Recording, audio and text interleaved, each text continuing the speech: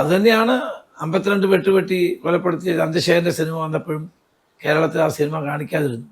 പലയിടത്തും അതിന് പ്രതിഷേധം ഉയർന്നു. അപ്പം ആവിഷ്കാര സ്വാതന്ത്ര്യം എല്ലായിടത്തും അംഗീകരിക്കപ്പെടേണ്ട കാര്യമാണ്. അതുപോലെ തന്നെ അത് ആ സിനിമയിൽ ഇതൊക്കെ വെട്ടിമാറ്റി അതിൻ്റെ പിന്നിൽ ഒരു രാഷ്ട്രീയമുണ്ട് എന്ന് വരുത്തി തീർക്കാൻ ശ്രമിച്ചത് ഒരിക്കലും ശരിയല്ല.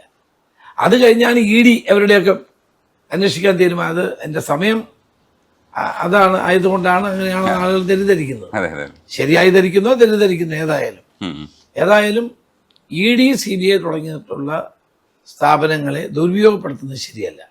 രാഷ്ട്രീയ എതിരാളികളെ, ഭരിക്കുന്ന പാർട്ടിയുടെ എതിർപ്പുള്ള രാഷ്ട്രീയ പാർട്ടികളെ എന്ന നേതാക്കളെ അതുപയോഗിച്ച് ഭയപ്പെടുത്തുകയും വരുതിക്കൊണ്ടുവരികയും ചെയ്യുന്ന നടപടി കഴിഞ്ഞ കുറേ കാലമായി ഇന്ത്യയിൽ നടന്നുകൊണ്ടിരിക്കുകയാണ്. അത് ശരിയല്ല എന്നുള്ള അഭിപ്രായമാണ് എനിക്ക്.